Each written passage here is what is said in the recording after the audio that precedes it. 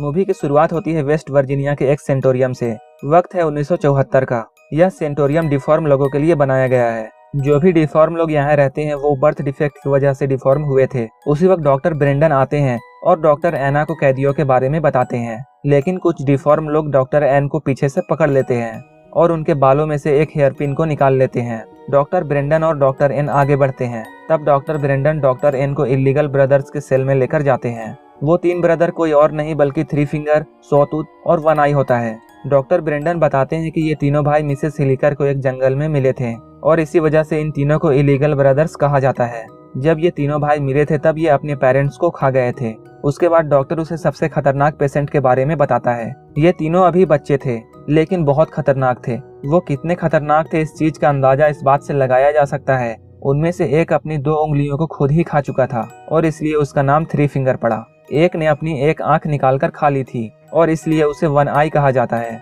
और इन लोगों में तीसरा जो कि अपने दांतों को दीवारों से रगड़ता रहता था और इसलिए वह सॉटूथ था। उसने बहुत सारे पेशेंट को काटकर बुरी तरह से जख्मी कर दिया था। इन बातों को सुनकर डॉक्टर एन कहती है कि ये तीनों इतने सारे दर्द को कैसे सह लेते हैं। तब डॉक्टर ब्रेंडन बताते हैं कि इन लोगों को तकलीफ महसूस नहीं होती है। इसके बाद वो लोग आगे बढ़ते हैं। वहीं दूसरी ओर जिस पेशेंट ने डॉक्टर एन के बालों से पिन निकाला था वह अब लॉकअप को खोलने लग जाता है, लेकिन वह ऐसा नहीं कर पाता है क्योंकि वह ज्यादा होशियार नहीं होता है। यह करते हुए वो तीनों भाई उसे देख लेते हैं, जिसे देखकर वो तीनों उससे पिन मांगते हैं, जिस पर वह शख्स इन तीनों की तरफ वह पिन फेंक देता है। उन तीनों भाइयों में सबसे तेज 3 फिंगर उस लॉकअप को खोल लेता है। चुपके से ये तीनों भाई बाहर आ जाते हैं और सिक्योरिटी गार्ड को मार देते हैं। तब ये लोग कंट्रोल रूम में जाकर सारे सेल्स को खोल देते हैं। इसके बाद से वह जगह पूरी तरह से पागल खाने की तरह बन जाता है। वो तीनों लोग डॉक्टर एन को पकड़ लेते हैं और उसे इलेक्ट्रिक शॉक देते हैं। ये लोग डॉक्टर एन को तब तक शॉक्स देते हैं जब तक उसका दिमाग पूरी तरह से पक नहीं जाता। इसके बाद वो लोग डॉक्टर ब्रेंडन को भी पकड़ लेते हैं। ये लोग डॉक्टर ब्रेंडन को बहुत बुरी मौत मार देते हैं। इसके बाद हमें 29 साल बाद का सीन दिखाया जाता है, जहां हमें 9 स्टूडेंट्स देखने को मिलते हैं जो कि स्नो में मस्ती कर रहे थे। उन्हें रात होने से पहले अपने ठिकाने पर लौटना था, लेकिन वह रास्ता भूल जाते हैं और वो लोग एक खतरनाक तूफान में बुरी तरह फंस जाते हैं। इसी दौरान उन्हें एक बिल्डिंग नजर आती है। वो सब लोग उस बिल्डिंग की तरफ बढ़ते हैं, लेकिन वो लोग इस बात से अनजान थे कि वहाँ उन्हें कितना खतरा है। वो बिल्डिंग वही सेंटोरियम था जहाँ ये तीनों भाई रहा करते थे। जैसे ही ये लोग अंदर जाते हैं इन्हें पता चल जाता है कि ये एक हॉस्पिटल था। तब ये लोग आग जलाकर आराम से वहाँ बैठ जाते हैं। थोड़ी देर बैठने के बाद ये लोग हॉस्पिटल में घूमने के लिए निकल जाते हैं। ये लोग पूरी जगह की अच्छे से तलाशी लेते हैं। इन्हें ऑफिस में वाइन मिल जाती है। वहाँ उन्हें पेशेंट्स की फाइल भी मिल जाती है, जिसे देखकर इन्हें पता चल जाता है कि यहाँ पर डिफॉर्म लोगों को रखा जाता था। वहीं दूसरी ओर हम देखते हैं कि ये तीनों भाई किसी को लेकर सेंटोरियम में आ रहे होते हैं। उन स्टूडेंट्स में से 3 लोग रात बिताने के लिए बिस्तर चेक करने के लिए जाते हैं और वहीं पर उन्हें कुछ नजर आता है। उन तीनों में से एक लड़का होता है जिसका नाम विंसिन होता है। वह चेक करने के लिए आगे जाता है। जैसे ही वह अंदर जाता है वह जोर से चिल्लाता है। बाहर जीना और केनिया उसके चिल्लाने के आवाज से डर जाते हैं, लेकिन किसी तरह हिम्मत करके वो लोग विंसिन को ढूंढने जाते हैं। विंसिन उन लोगों के साथ एक घटिया मजाक कर रहा होता है, जिसके बाद ये लड़कियां गुस्सा हो जाती हैं और वो लोग वहां से चली जाती हैं। तभी 1 आई उनका पीछा कर रहा होता है। उन सबसे माफी मांगने के लिए विंसन अकेला ही जनरेटर ढूंढने चला जाता है। विंसन को जनरेटर मिल जाता है। वह जनरेटर को ऑन कर देता है। जैसे ही लाइट सारे हॉस्पिटल में आती है ये लोग पार्टी करने की सोचते हैं और ये लोग खूब मस्ती में वाइन पीते हैं और सारे हॉस्पिटल में हल्ला मचा देते हैं। लेकिन इस दौरान इन्हें पता नहीं होता कि कोई उन पर नजर रख रहा है। पार्टी करते करते ये लोग एक ऐसी जगह पर पहुंच जाते हैं जहां उन्हें एक फिल्म की DVD मिलती है। डेनियल उसे एक प्रोजेक्टर में डालकर प्ले करता है। उस वीडियो में था कि इल्लीगल ब्रदर्स पर किस तरह के जुल्म किए जा रहे थे। उन पर बहुत तरह के एक्सपेरिमेंट किए गए, जिनमें से कई एक्सपेरिमेंट बहुत खतरनाक थे। फिल्म देखकर एक लड़की कहती है कि उनका भाई इन तीनों के बारे में बहुत खौफनाक कहानियां बताता था। वह कहती है कि ये लोग बहुत खतरनाक थे और लोगों को बहुत बुरी मौत मारते थे और उन्हें मारकर खा जाते थे, लेकिन किसी को भी उसकी बातों पर यकीन नहीं आता है। तब सभी लोग सोने चले जाते हैं। रात को सब लोग अच्छे से सो जाते हैं, लेकिन विंसिन को नींद नहीं आती है। तब वह बाहर जाकर टहलना शुरू कर देता है। वह देखता है कि सामने कोई खड़ा था। वह देखता है कि सामने उसी का दोस्त वॉटर है, जिसके कैबिन में उन्हें लौटना था। जब वह उसके पास जाता है और उसे छूता है तो देखता है कि वह मर चुका है। वह जैसे ही पीछे मुड़ता है सॉटूथ उसके सामने आ जाता है और एक आयरन रोड उसके सर पर घुसा देता है और उसे जान से मार देता है। अगले दिन सुबह हो चुकी होती है, लेकिन तूफान अब तक नहीं थमा था। वहाँ विंसिन मिसिंग था, इसलिए जैना विंसिन के बारे में सब लोगों से सवाल करती है। लेकिन किसी ने भी उसको नहीं देखा था। इसके साथ साथ उन लोगों का सारा सामान भी गायब हो चुका था। लेकिन वो लोग सोचते हैं कि शायद विंसेंट इस बार भी कोई मजाक कर रहा है। सारे लोग विंसेंट को ढूंढना शुरू कर देते हैं। उनमें से 4 स्टूडेंट्स बेसमेंट की तरफ जाते हैं। वहाँ उन्हें एक अजीब तरह का केज मिलता है जहाँ बहुत तरह के खतरनाक हथियार रखे होते हैं। जब वह आगे बढ़ते हैं तब उन्हें सारे सेल्स मिल जाते हैं जहाँ इन तीनों इलीगल ब्रदर्स को रखा गया था। कुछ दूर आगे बढ़ने के बाद वो देखते हैं कि वहाँ बहुत सारा खून लगा हुआ है, जिसे देखकर वो लोग डर जाते हैं। बेसमेंट काफी बड़ा होता है, इसलिए वो लोग अलग अलग हो जाते हैं और विंसेंट को ढूंढने लगते हैं। अलग होने के बाद जेना किचन में जाती है जहाँ वह देखती है कि सॉटूथ बोर्टन के टुकड़े कर रहा है। तभी थ्री फिंगर वहाँ आकर सॉटूथ को वहाँ से ले जाता है। यह सब देखकर जेना भी वहाँ से जल्दी से भाग जाती है। वह उन लोगों के पास आकर सब कुछ बताती है। तभी वॉटर के जैकेट में कुछ उनके सामने आकर गिरता है। केनिया उसे चेक करने के लिए जाती है। जैसे ही वह उस जैकेट को खोल कर देखती है तो वहाँ वॉटर का कटा हुआ सर होता है।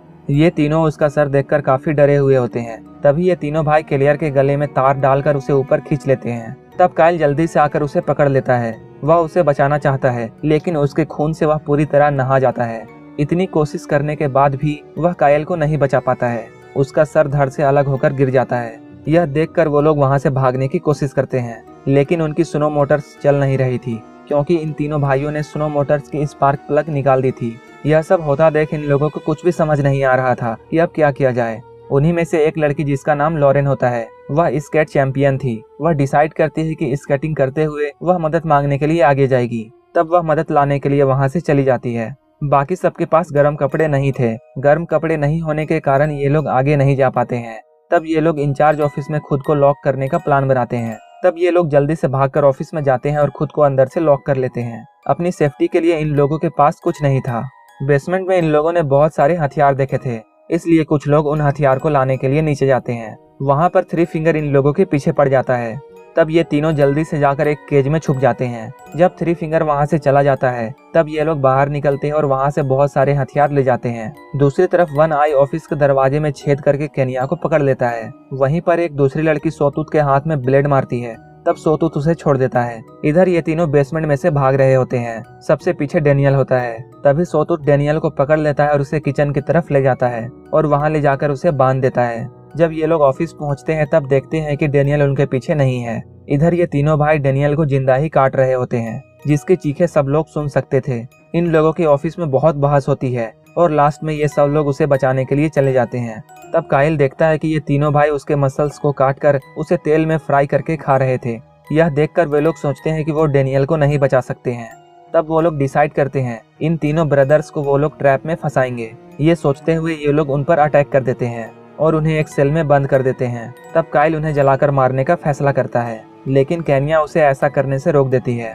केनिया काइल से रिक्वेस्ट करती है कि वह इन्हें नहीं जलाए। तब काइल इस जेल के किनारे पहरा देने के लिए रुक जाता है और ये सारे लोग जाकर सो जाते हैं। इन लोगों को उसी सेल में लॉक किया गया था जहां ये लोग 29 साल पहले लॉक थे।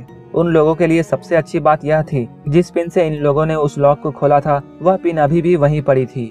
तब थ्री फिंगर अपनी स्मार्टनेस दिखाकर लॉक को खोल देता है और बाहर आते ही ये लोग काइल को पकड़ लेते हैं। जब केनिया काइल को चेक करने के लिए जाती है तब खुद ब खुद जनरेटर बंद हो जाता है और हर तरफ अंधेरा छा जाता है। और वहाँ पर आकर वह देखती है कि ना तो वहाँ पर काइल है और ना ही वो तीनों सेल के अंदर हैं। वह वापस आकर सबको बताती है कि वो तीनों सेल से बाहर आ चुके हैं।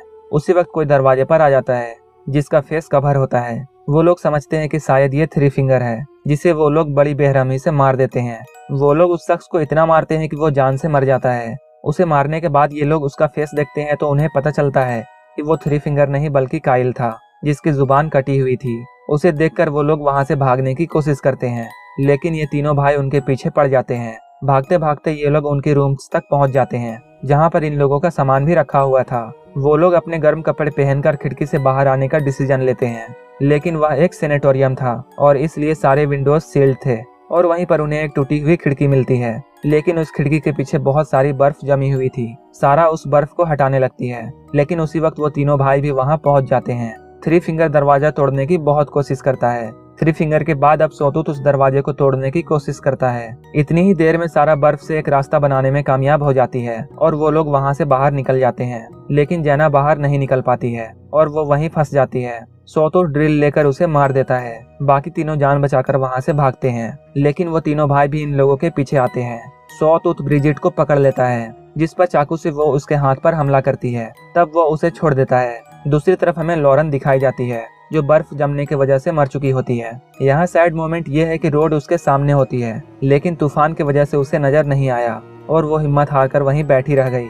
अब सिर्फ केनिया और सारा ही बचे होते हैं और केनिया अपनी जान बचाकर भाग रही होती है। वन आई उसके पीछे पड़ा हुआ होता है। अभी वो केनिया को पकड़ने ही वाला होता है कि सारा उसे मारकर नीचे गिरा देती है और वो लोग अपनी सुनो मोटर लेकर वहाँ से चले जाते हैं। वो लोग दोनों बहुत खुश होते हैं क्योंकि उन लोगों ने ये अपने प्लान के अकॉर्डिंग किया होता है। वो लोग इतने खुश होते हैं कि वहाँ पर लगी हुई वायर उन्हें नजर नहीं आती और उन दोनों का सर धड़ से अलग हो जाता है।